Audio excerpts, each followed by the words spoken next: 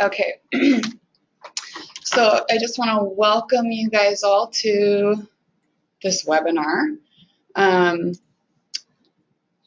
Just a couple of things. It is going to be an interactive webinar, so I will pause a couple times throughout to unmute you. If you have microphone capabilities, you can use that. If you don't, you can type stuff into the chat for your contributions, but I do want it to be a little bit interactive so that you can practice some of the stuff that we're talking about in this webinar. So if you have a pen and paper handy, that'd be great. If you, in the handouts section of the webinar, you should be able to see a few handouts that you could maybe print. We'll be using specifically the story brainstorming worksheet and the story mapping worksheet. So if you want to quickly print those and come back, that's an option. Otherwise, you can just use whatever pen and paper you have. So this is Geneva, and we have Cherry and Andrew here as well. So full support team as we go through this. So just a couple of objectives for this presentation. The participants will learn about tools and resources for story development. You'll practice drafting a story related to your ACORNS project, and then identify 3 next steps for incorporating storytelling into your ACORNS project and potentially as part of some evaluation. So really quickly, I'm in a book club and I'm reading Secret Life of Bees, and this quote jumped out at me as I was preparing for this webinar. It says, "Stories have to be told or they die, and when they die, we can't remember who we are or why we're here." So just a little inspiration about the importance of telling a story and documenting and giving power to even potentially what is considered the mundane. So before we kind of dive into some of the practical stuff, I know that culturally in Alaska Native and American Indian culture, storytelling is a pretty big part. And as somebody who is non-Native, I don't feel like I have a ton of legitimacy to talk about that. So I kind of wanted to throw a question, my first sort of participation towards you, and hear what role do stories play in your culture and in your community, and how have they been important? And this can be with a Native American perspective. It can just be your own personal perspective if you're not Native. But I wanted to just kind of hear a little bit about your experiences of story and culture. So I'm gonna unmute you guys, or if you want to talk in the chat, but I'd want to hear back from you if possible.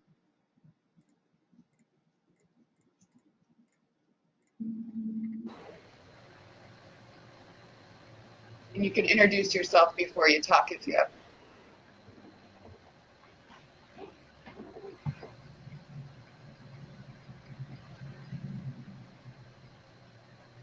Anyone have any thoughts on stories and culture?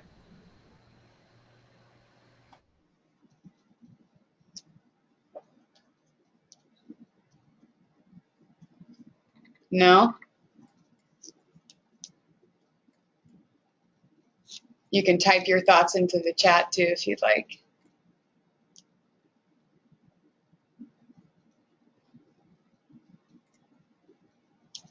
Okay, so Donna said court stories keep things alive. That's good. Trying to remember those things of the past, or remembering things that have happened. Thanks, Donna.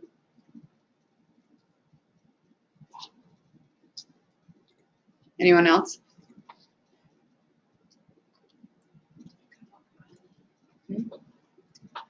So Eileen, stories to me personally tell about what we should or shouldn't do and passing it down.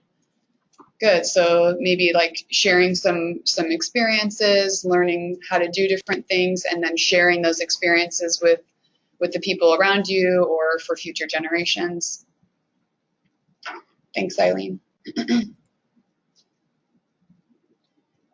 Donna also said it's how we don't lose or forget memories. Yeah, totally. My mom, to future generations is what Eileen says. So yeah, my mom is a big genealogist. She loves telling me family history stories and reminding me of, you know, where I come from. So definitely. Okay, so if you have more things to add on that, you can continue to type those in the questions or the chat box. Thank you for Eileen and Donna for sharing. Yeah, so I think stories can play a really important part in culture. And some of the things that I came up with as far as why, why we share stories is to share a message or teach a lesson, share a personal story or journey, inform about an issue or create awareness and support, to keep culture and traditions alive, to feel connected to others, and to evaluate and describe experiences. And that last one is kind of how we're relating this story part to your ACORNS project, because stories, they help you remember the journeys that you've taken and where you've come, and also how things have gone, which is, in a sense, kind of what evaluation can be when we're talking about our projects. I just kind of, again, I'm going to ask another question for you, so I'm sorry, just be prepared for a lot of these interactions back and forth. But how are stories a part of your program evaluation, and how could stories help you show change or program success? So I'm going to shoot that back out to you guys again, and if you have any comments or thoughts on that, let me know.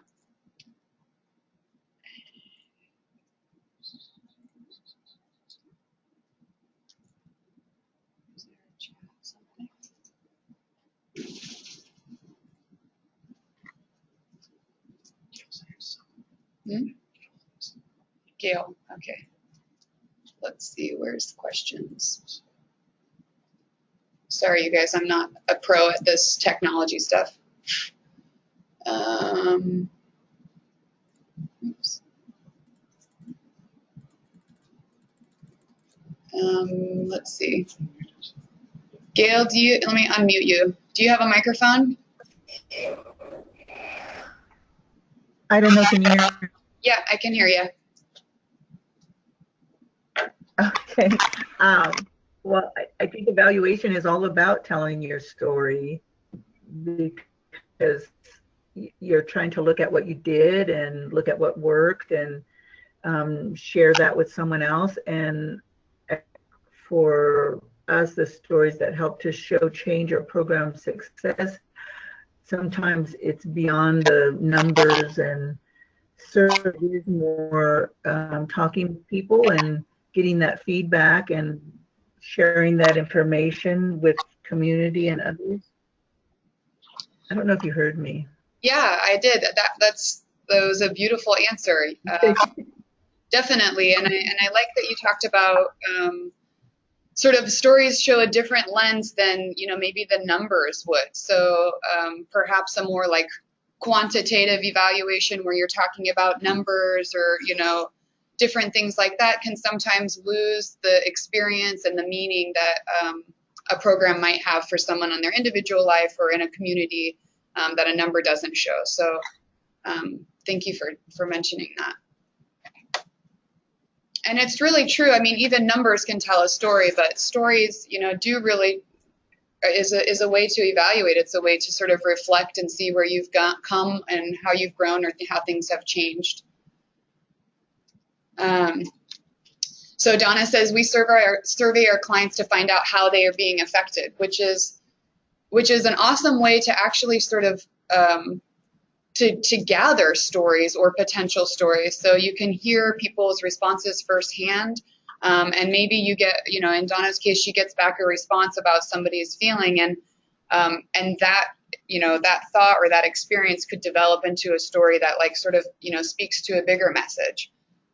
So figuring out ways to build in like story collecting or experience gathering is a really cool way to sort of or like a technique that you can use in your programs to try to figure out, what impact you're having. So that's a really great suggestion. Thanks, Donna. And thanks, Gail. Does anyone else have thoughts on that?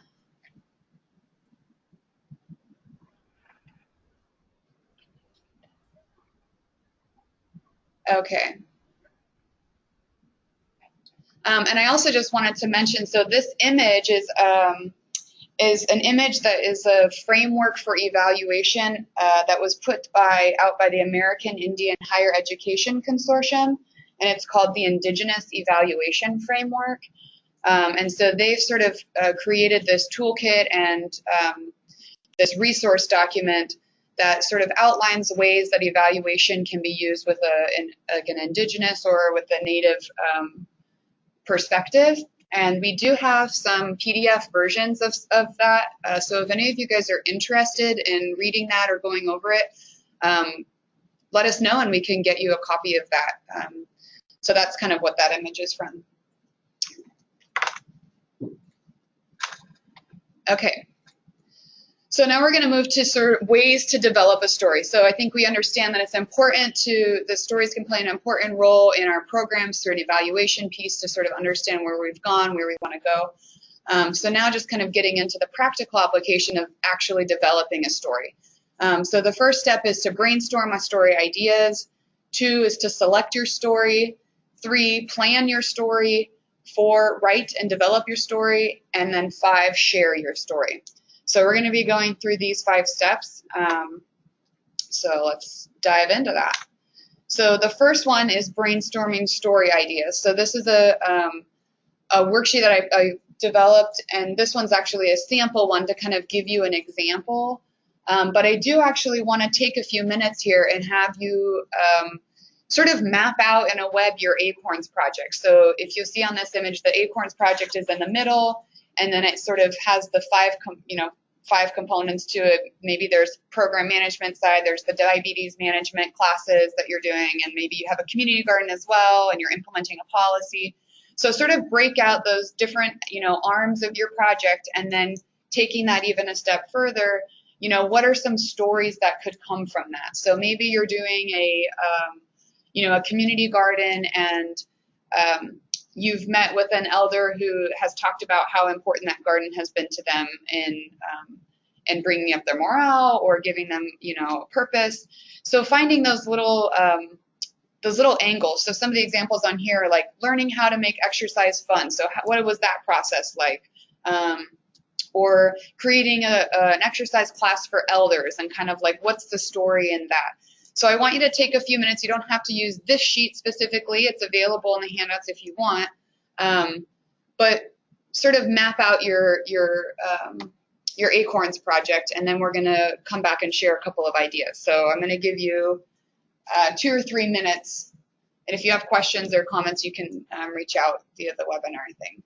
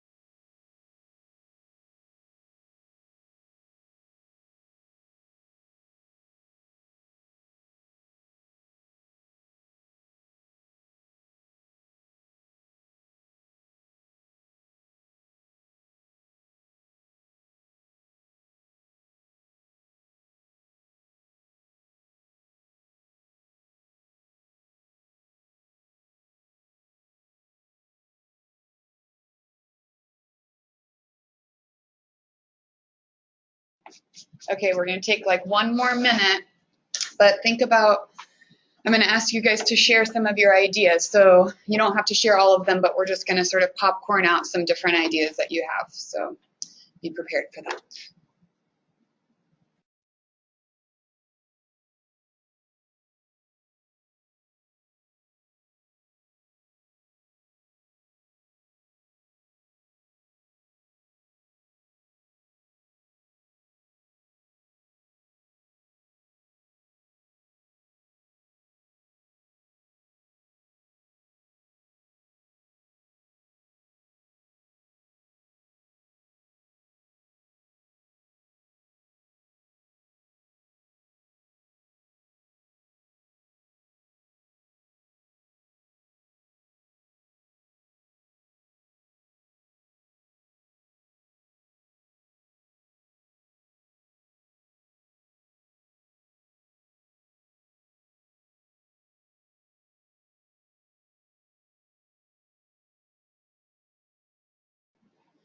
Okay, so I hope you were able to write down a few ideas, and we're not going to fully be able to go through all of this, but I do just want you to, I mean, in the future, as you're going through, maybe trying to figure out other stories to tell, kind of using this as a resource, mapping out your program and sort of seeing where the stories might be within that. So does anybody have any just kind of any examples that they came up with, or things that they think might be an interesting story or journey or message that's through their ACORNS program? I'm going to unmute you all.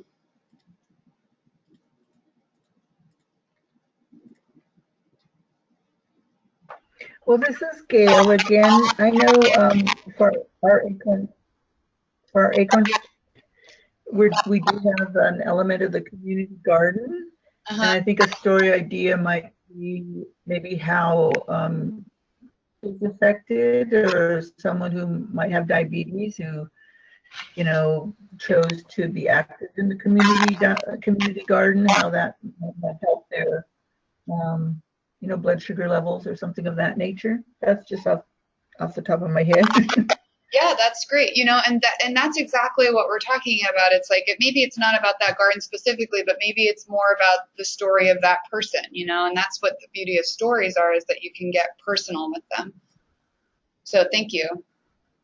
Eileen wrote in the chat, for use, we have a physical activities portion for our program, and we have implemented self-defense classes for our youth and families to help with getting in shape and making this into a fun, interactive class that the youth wanted to have.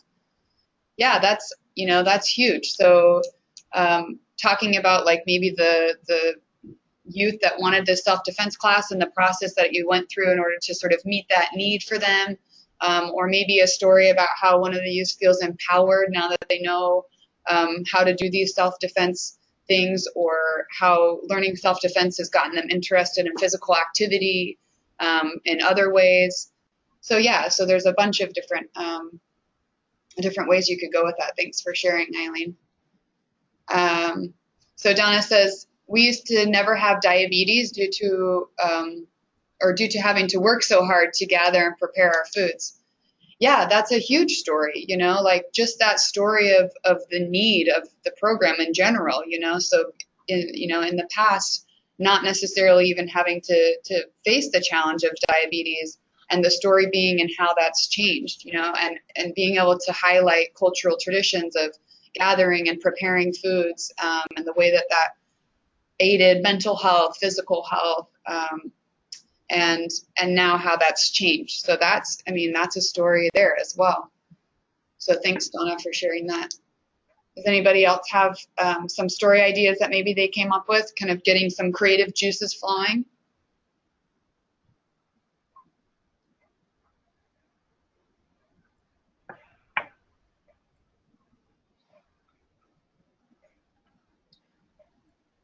Okay, well, good. So I do hope that you can kind of see how that goes and how you can find a story in lots of different aspects of your program.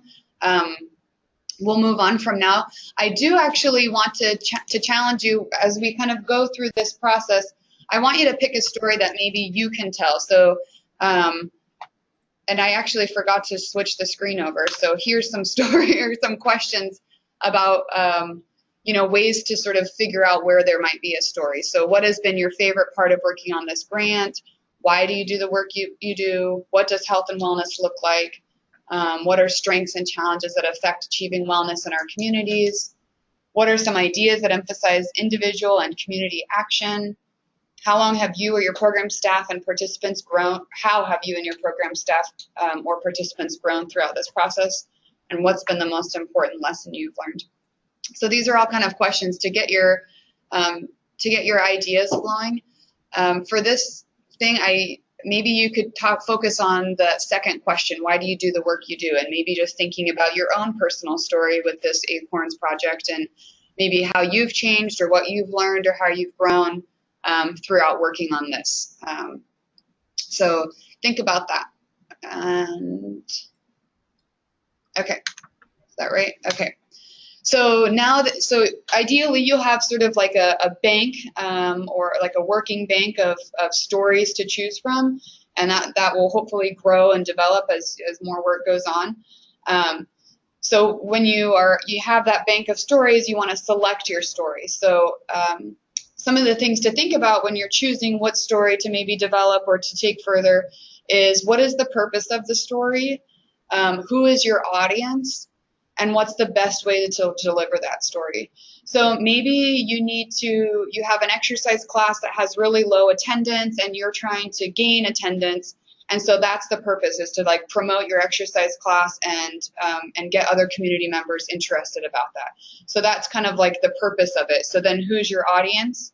Your audience is going to be your community members that would be eligible to go to this exercise class. Okay, so what's the demographic of that audience? Maybe they really like technology. Maybe it's youth that you're trying to get, and they like technology. So doing something like telling a story in a way that they relate to, like through a video or something on Facebook, or you know, maybe it wouldn't be like a sit-down lecture or something with them. So figuring out, or maybe it's you need to get, you know, tribal council support for one of your projects, and so you're telling a story of somebody who the program has impacted in order to kind of get financial or other like resources support from that. So that would be the purpose of your story. So your audience is tribal council, and then what's the best way to reach your tribal council? You know, like maybe that's more of a story that's given in person during a tribal council meeting. So as you're kind of thinking about the different stories, not every story is going to be done the same, or not every story is going to serve the same purpose. So figuring out what is your need, what is it for an evaluation? Is it to gain support? Is it to, you know, teach a lesson? What's the purpose? And then who you're trying to market that to, or who you're trying to reach, and what's the best way to reach them. Does anybody have any questions about that? Does that make sense?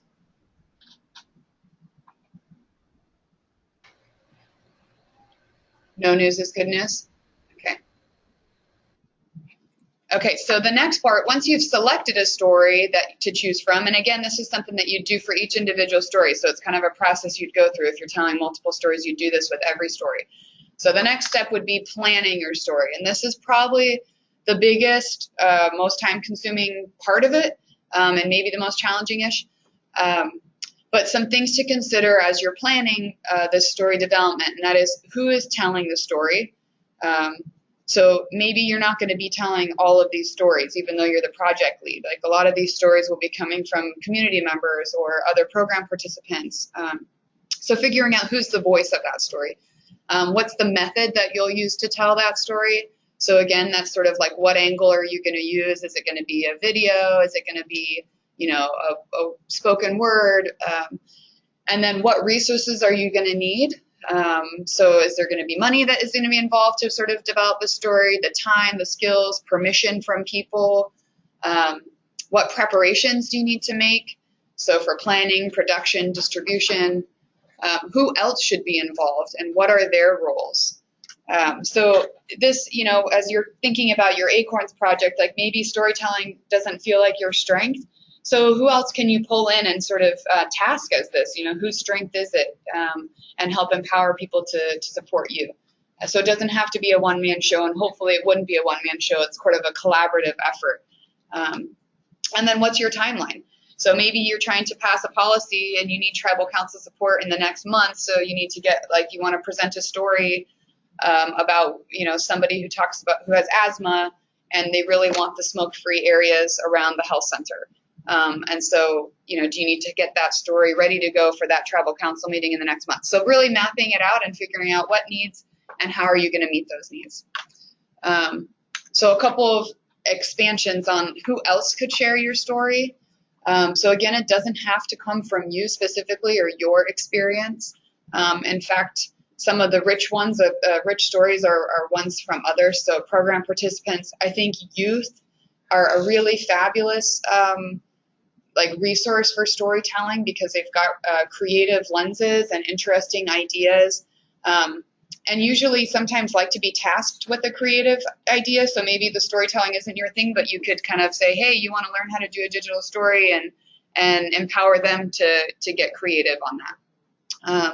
So families of program participants, so maybe not the participant themselves, but somebody who's seen the change from an outside perspective, community members, tribal council members, other program stakeholders, and even local media. So maybe you have like a big event and you can invite, a local media or a newspaper to come and do a story or some video to try to talk about what you guys are doing with your programs. So really a long list, and all of this is not, totally comprehensive. It could go on and on. So then the other thing to think about, again, is the method. And again, this is not a comprehensive list, but just to kind of get you thinking about some things, is you can really tell a story in a million different ways. So you could do it through written, whether that's through like a newsletter or a report or an email update or social media or spoken word and poetry, spoken at meetings, cultural gatherings, presentations, like recorded soundbite, ads that can play in your health center or they can play at the school or waiting rooms, video, so like digital stories is a big one, photographs, photo contests, collages, before and after photos, song and dance, so expressing a message or story through song or dance, drawn, so posters, murals, artwork, maybe even something constructed. I mean, you can really be creative with how people want to express their story, and lots of other ideas as well. And that's when you want to think about these things as you're talking about who is your audience and what are some of the resources and assets that you have. So what one of these methods is going to best reach your audience, and do you have the ability to do that? Does anybody have any questions or thoughts so far on this?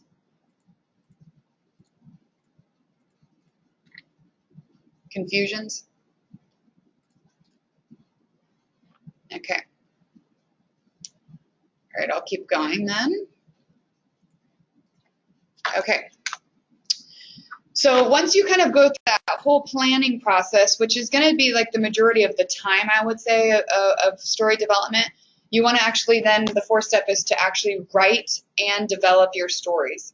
And there's a whole bunch of recipes for what goes into a story, and I kind of broke it down to just really 3 simple concepts. To create or craft a good story, you sort of need 3 elements. The first one is the setting. That's going to be the who, where, when. It's like setting the stage for the reader or for the audience. Then there's number 2 is the conflict. So what is the challenge or the problem? Is it an internal conflict, like somebody that's wrestling with something in their own mind about maybe a behavior change or something that's right, or is it external? Maybe that conflict could be that there's no access to nutritious foods in your community, and that's an external conflict. Or maybe the internal one is somebody wrestling with the idea to quit smoking or not. Or maybe it's that diabetes is now an issue when it historically wasn't an issue with Native American populations. So that's the conflict. And then number 3 is the resolution. So what happened? What did you learn? What was the solution to that conflict? Like how how did it turn out? And some of those, maybe they don't have a full resolution, but you can talk about what steps are being taken to solve that problem, and it's a, you know, in the process sort of thing. So as you collect those three things, then that sort of creates a general framework for a story. So I have a little video, and actually this is a video that was made by Lake County Tribal Health Consortium, which is one of the ACORNS grantees, and it's about their community gardens. So we're gonna quickly watch this, and I want you to see if you can pick out the three parts of the story. So tell me what the setting is, the conflict, and the resolution, and you can kind of see how those three parts play into an actual produced story. So hopefully this works.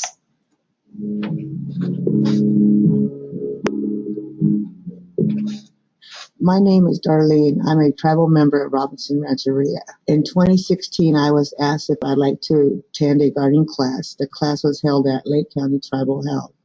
I agreed to go. The first class I took two youths who got to help me and others plant seeds. Planting those seeds and being in your own state of mind had me thinking about my life. During this time, I was living with a cousin who had nothing but negative to say about whoever or whatever. One day I was digging a hole for new seeds. I started thinking, listening to all her negative stuff, reminding me of weeds. I'm not a weed. To me, weeds are the enemies of good soil. I remember talking with the gardener, Nita, at Lake County Tribal Health. I sat down by her as we were pulling weeds from the dirt, and I told her that weeding this garden was much like weeding in our own personal life. We shook out those nasty weeds, bad feelings, habits from the soil to allow good growth. That's where I'm at in the point of my life. I'm a 50-year-old grandmother, and I want my grandsons to see their grandmother blossom into a beautiful rose tree bud. I don't want all those nasty aphids mites be trying to eat all my good soil and bring me down. Gardening can make you think of good things. It makes me think of some wonderful memories of the times when I was younger. Times when you'd go out to the garden and get your own vegetables for dinner. I'm out in my garden, my body, turning the dirt to break those unwanted weeds. I'm rinsing and cleaning my stems, mind and soul of those nasty aphids, mites from doing damage to my growth. This way he wrote. He said, life giver, creator of this world, give me strength to fight my greatest enemy, which is myself.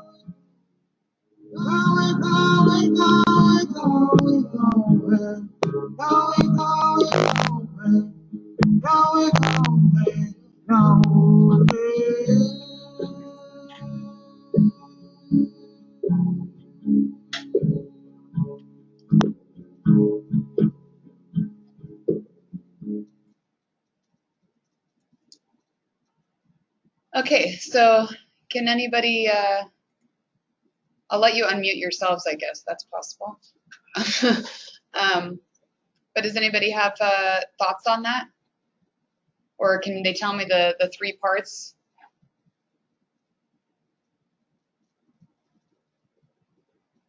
Can they unmute themselves?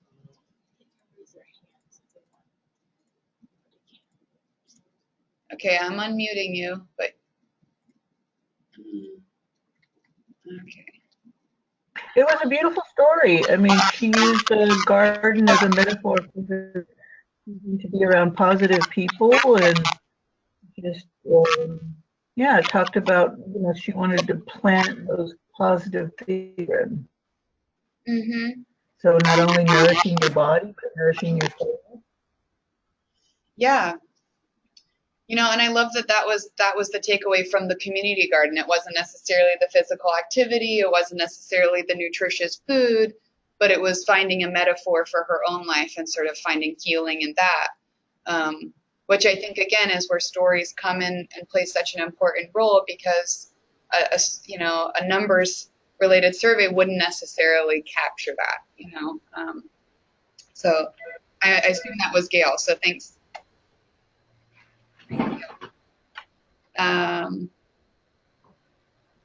Let's see. Grandmother and next generation learning and teaching about life. That was Donna. Yeah. So thank you, Donna. Yeah, that passing on the stories, you know, and being the good example for her grandchildren, and being an example to them, you know, even if she is a grandmother, that she's still kind of learning and developing and growing as a woman. Okay, so going back to sort of those parts of a story, what was the setting? Can you tell me where they talked about the setting?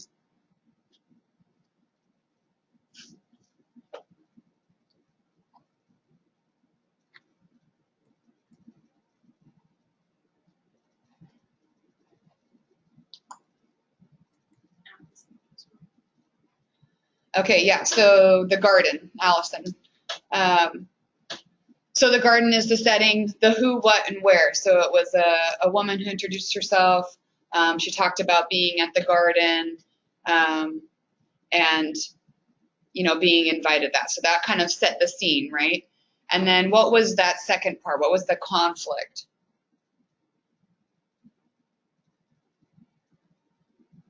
Or the problem? Or the challenge? Yeah, Donna says others. And weeds. Yeah, she talked about, you know, her cousin too, she was living with, that was really kind of really negative, and how that could kind of bring her down, or the weeds and the aphids bringing down the plants in the garden, or the other negative things in her life. So that was kind of a challenge that she was trying to face. And then what was the resolution? How did it end?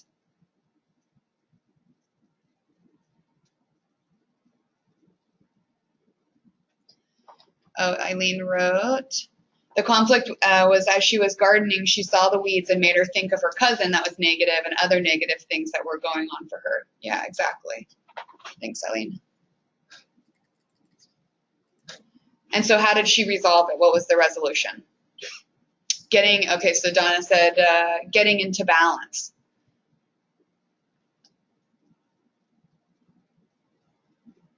Allison says she was able to see how she could benefit by cleaning things up and removing the negatives.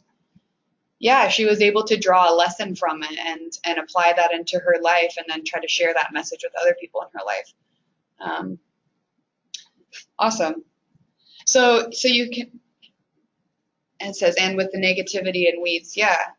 So you can kind of see how this story that, you know, it just kind of seems like a nice story, it does actually have these three parts, and those are important when you're crafting your story, because that sort of helps the audience follow you through and make sure that you're including these important parts of a story that make it sort of a nice package.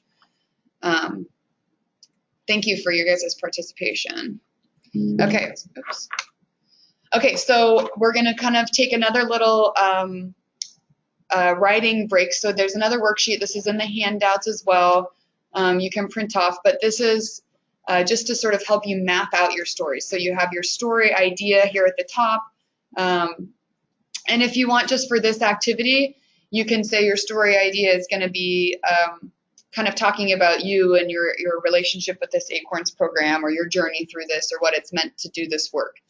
And so kind of write a setting, or if you want to pick another story that you feel drawn to, that you can do that as well. But I want you to sort of start mapping it out. Pick one of the story ideas that you thought about, and develop it just a little bit further by breaking it into setting, a conflict, and a resolution. So take a couple of minutes, and I am going to ask you to share sort of what story idea you picked and how you're breaking that down. And if you're having trouble figuring that out, you can ask for feedback from the group. So take a couple minutes and then be ready to share or ask some questions.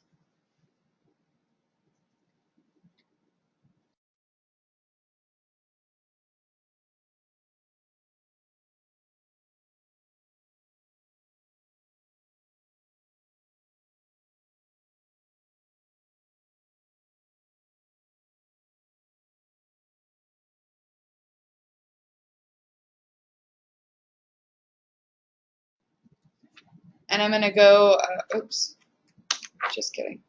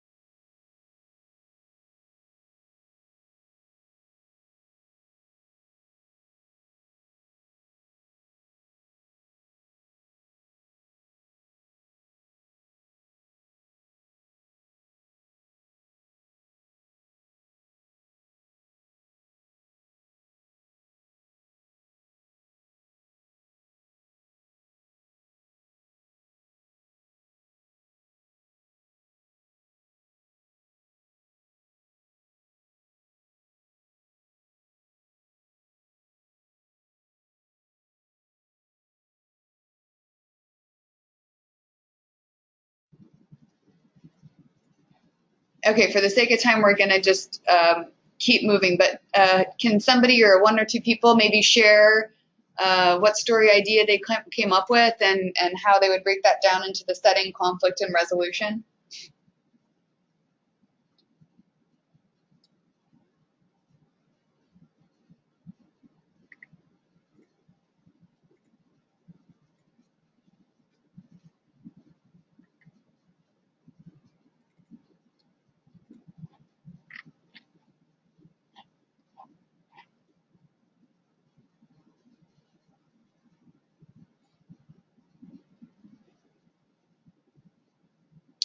Okay, so Allison has a story idea that a patient wants to eat healthier. Okay, so what would your setting be, Allison? Setting would be the patient's home. And what's her conflict?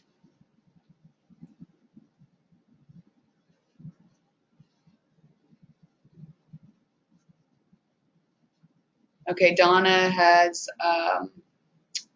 her story idea is becoming healthy again, and the setting is community, the Bakersfield American Indian Health Project, the garden, and the gym.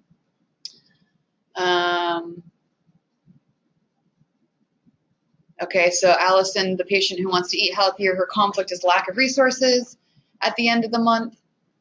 Donna's conflict for wanting to be healthy again is excessive heat wave and poor air quality. Okay, and then how do you resolve some of that? What would be the resolution?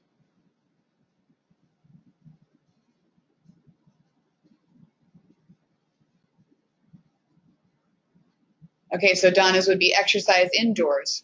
And maybe that's a part of your program, is that you're offering classes that are indoors, or access to a wellness center, and you could, solve that issue by, providing this, and that's sort of an effective component of your ACORNS program.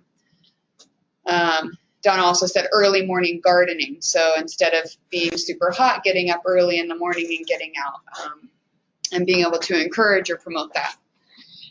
And then for Allison, for her patient that wants to eat healthier, her resolution is something healthy food from the first of the month. Oh, glean healthy food from the first of the month and make freezer meals.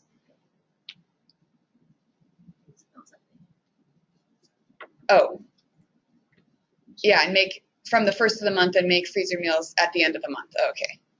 Yeah, that's a great resolution. So maybe she's coming to the end of the month and isn't able to eat healthy anymore, but she makes a plan and she starts doing freezer meals, and then that way she's able to sustain her healthy eating all through the month. That is a wonderful, perfect example of a story. And if you're talking on the sort of the ACORNS aspect of evaluation or the ACORNS program, it's like, how did ACORNS play a role in her coming to that resolution, or how did this project play a role in promoting health for that person? So that's perfect. Feel free to continue to add stuff if you want. I'm going to keep moving forward so that we can get through this. Thank you for those, Donna and Allison. So a couple of tips just as you're going through writing your story. Write for your reader, not for yourself. Again, that's talking about the audience and making sure that you're not writing things that, assuming that they know different things or aspects of a program. So write from the lens of your audience. Create an emotional hook. Pull on their heartstrings and make it relatable and personal.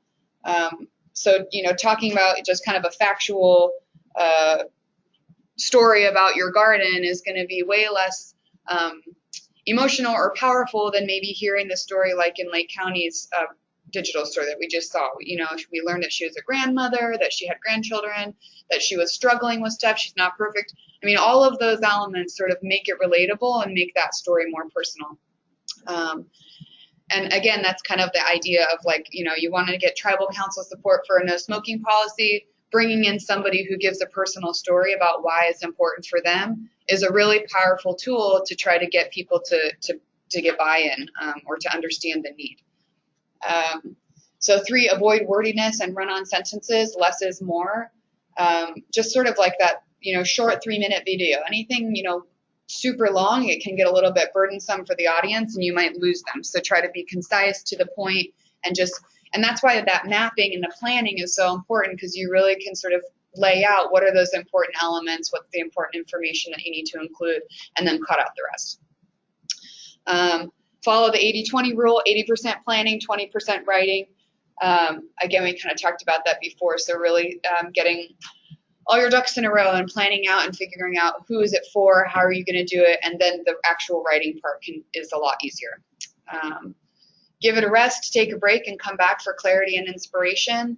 You don't have to do it all in one sitting. You know, feel free to kind of let things marinate, ideas marinate, and as you do that, they'll sort of develop, and you can come back with new perspectives. And then ask others for feedback. So it doesn't have to be a one-person show.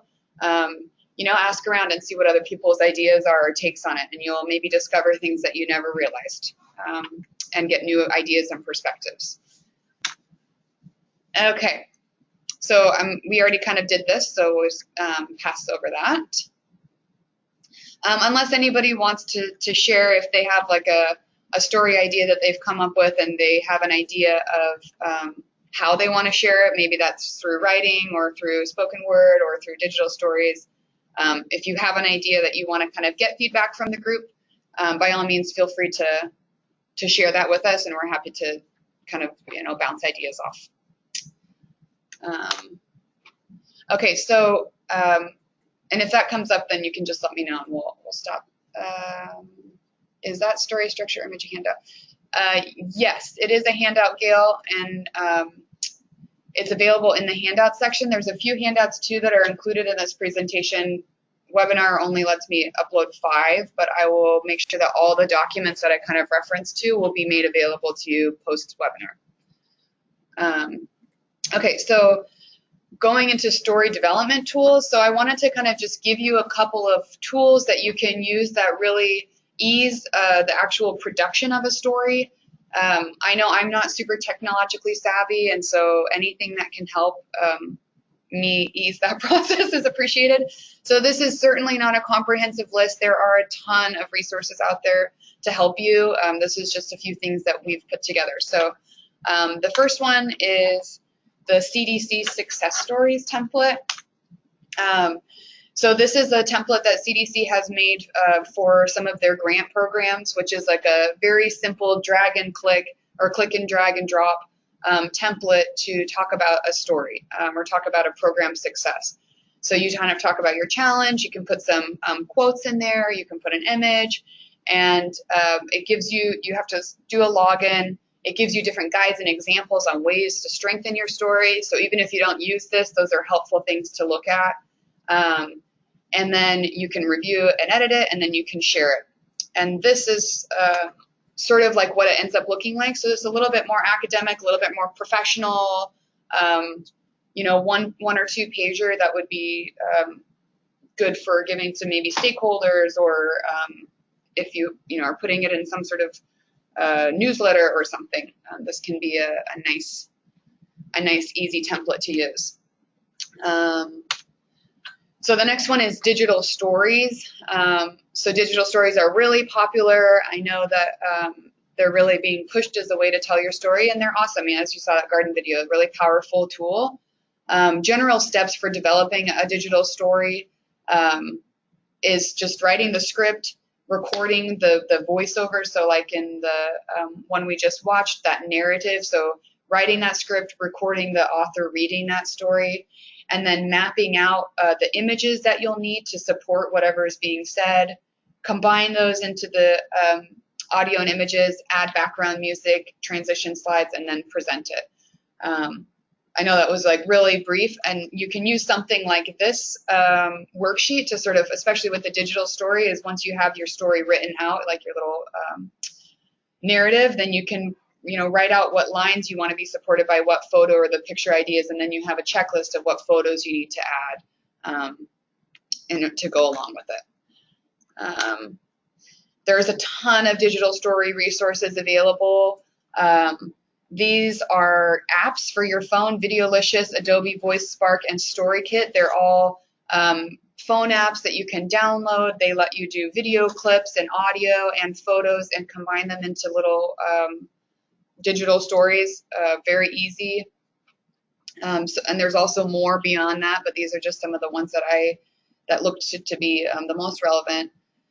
And then there is the Native Aspirations Digital Storytelling Guide that's in your handouts on the webinar. It's a Native American specific guide for creating digital stories. It's a little bit more lengthy. It gives a lot of like narrative and detail about story development. So it's a good read. There's also the Digital Storytelling Cookbook, which is not in the handouts, but it's available if you want it, which does actually give some step-by-step instructions for software programs. And then on just a really general level, so whether you're using a Mac or Windows, iMovie for Macs and Movie Maker for Windows are both free programs that usually either come with your computer or you can download them for free, and they're movie making programs. And I don't have like a guide for them necessarily, but if you were to Google, how to do this in iMovie or how to do this in Movie Maker, there is a bajillion and one tutorial videos on YouTube to help you go through that. And if you do want more support on those sort of things, just reach out and let me know, and we can try to find some stuff for you to use.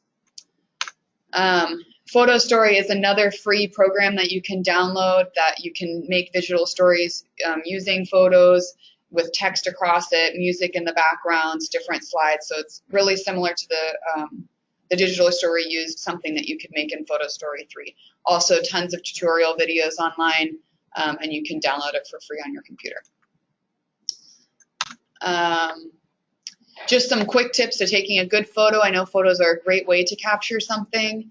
I'm just going to go through this really briefly. Always ask permission, and especially if you're going to be using this to distribute for your program, there's media consent forms or like release forms that are really important to use. We do have a couple of templates of those at Crib, so if you are interested in that, let us know and we can sort of send you a template that you could put your logo and organization name into so that you have them on hand for an event or something like that. Trying to focus on one subject. Don't let too much stuff clutter your photos. So if you have a storyboard idea, just take that one. Take a couple shots in succession so you can capture the best image. Avoid taking photos at high noon because the sun just goes right down on your body. If it's in the morning or in the evening, you can light it, it's better lighting. It will light up your subjects better. There's the rule of thirds. So using, the photo space kind of cut into 9 thirds by thirds, and trying to sort of keep things within those. Don't cut off subjects' body parts. Find different perspectives. So maybe that's standing up and looking down on something, or squatting down, or getting close or taking it from far away. Capture the details. I think of wedding photos of the 2 rings when I see this, the 2 hands with their wedding rings on it laid on top of each other. It's like, if you have an event, find the details of that event. Try to capture the essence of what's going on, or, people like faces. And avoid zooming in, get closer to the subject instead. So instead of just zooming in on the lens, actually try to move your body physically closer to what you're trying to capture, and take candids. So those are good tips to taking photos. I'm not the best photographer, and so any of this kind of stuff helps me for sure. And I know all of you have cameras, so, help you take some of those good photos and get them back to us.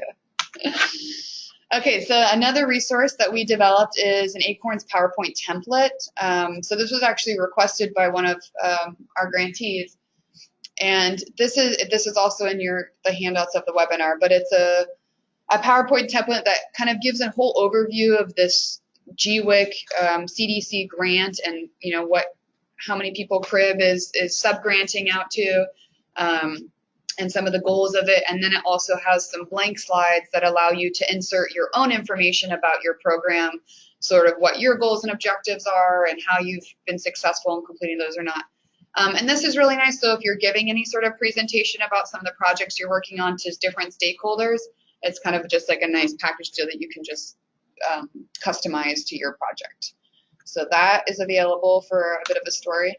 Wordle is kind of an interesting, I'm sure a lot of you have seen this before, but it makes these really cool word images.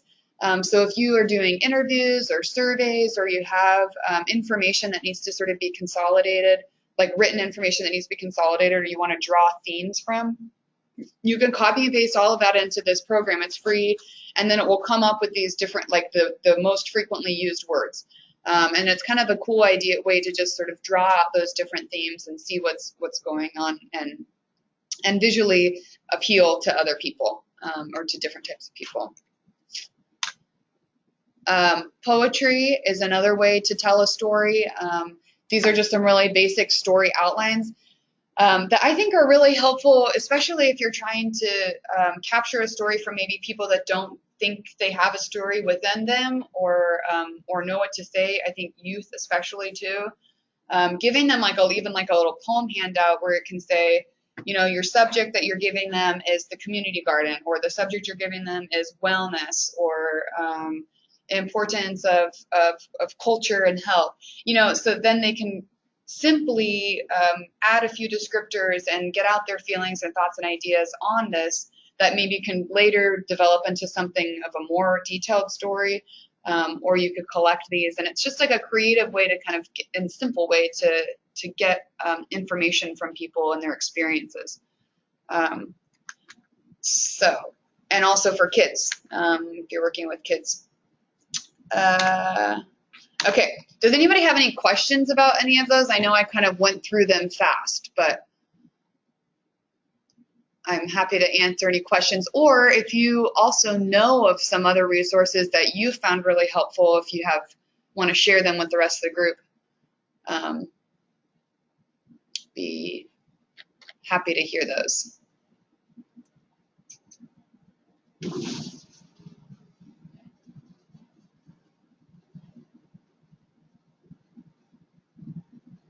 Okay. Well, feel free to type those in if you have any other ideas, or if you have any questions, you can reach out to me individually or later. But there's just a few that I've come up with. And then the final part of a story development, so after you've figured out what your story is, who you're telling it to, what's your purpose, and how you're going to create it, is to share that story, so distributing it. And again, this is going to be related with, are you doing a digital story? Are you doing a mural? Are you doing a poem?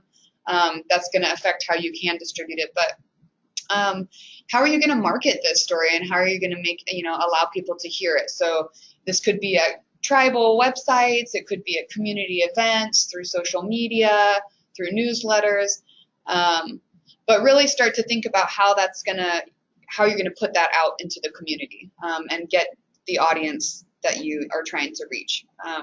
And again, that's kind of using those marketing techniques of how to reach your audience the best, and all that. And then finally, we really want to hear your stories. So of course we're interested in the numbers, but we also really believe in the power of the story, and how sometimes numbers can't capture that. And so please send us your stories, because they're powerful and they're inspiring, and important. And so we hope to sort of be able to gather and collect some of those, and then maybe even share them, distribute them back to you guys. We could distribute them up to the CDC level even, but really important things that we can get from that.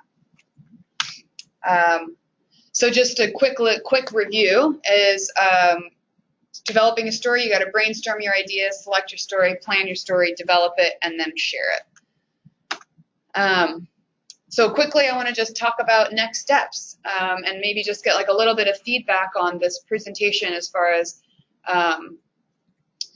now that you've just started to develop at least one stories, what are some other steps that you can take to either continue developing that story or incorporate storytelling into your ACORNS project or part of your evaluation. So I would like to hear back from you guys as far as things that you can do or next steps you can take, helpfulness of this, and how you see this kind of incorporating itself into your projects.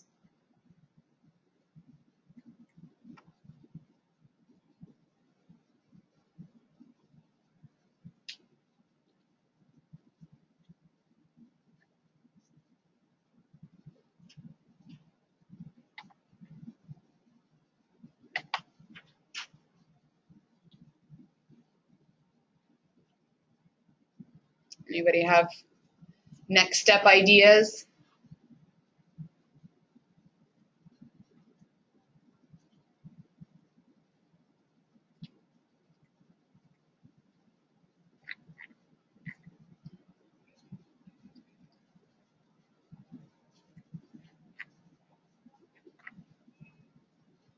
So Donna says, helpful to organize what we are doing.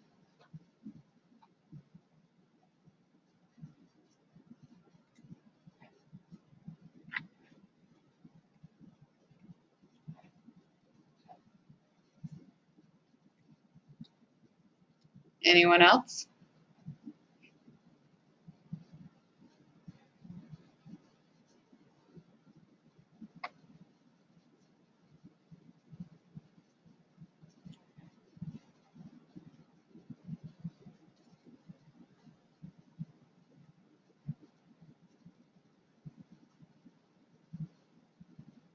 Okay. Well, for the sake of time, I'll let you get off the hook. But I would like to hear that, and I would like to hear some more comments. Eileen also said, having a storytelling session after activities to brainstorm with our youth to get their perspective. So that's great. So almost like incorporating gathering stories like with every program activity. So almost like in a little debrief or a feedback circle post projects, you can kind of hear what people's experiences were and try to build stories from that. That's a really great idea, Eileen. So Gail says, share information with people not here, our committee and Julia. Okay. Yeah, so I know that your ACORNS teams are not always just a one-person show, and yeah, so sharing these ideas with other people and see if you can get buy-in or support from them. That's great. Thanks, Gail.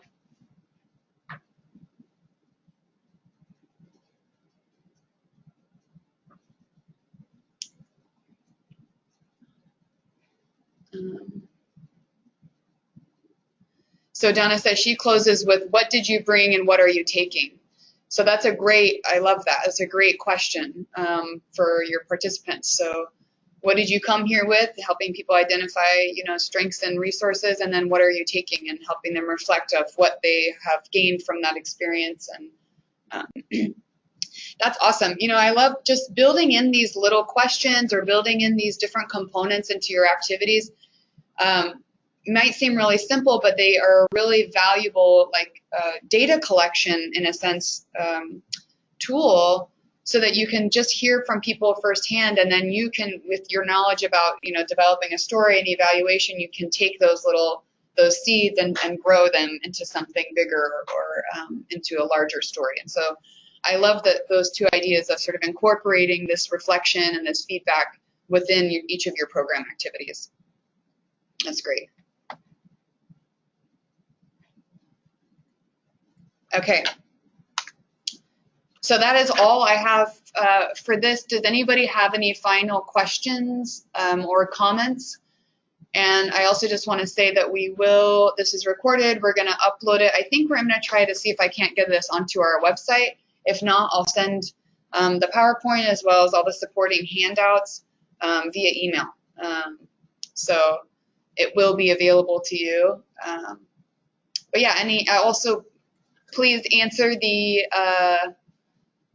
evaluation questions on the webinar. We'd love to have your feedback. It's always helpful to meet your guys' needs, and let us know if there's any things that you would like developed further, or other webinars or trainings that you'd like to be a part of or have us give for you. So any final thoughts?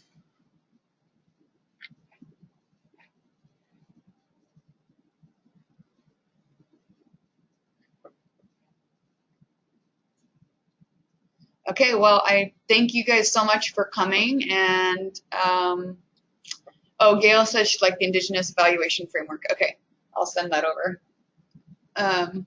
Okay, thanks so much for joining us and taking time out of your busy days and maybe cutting into your lunch hour. I apologize. But I appreciate you guys' hard work, and I look forward to talking to you later. Bye.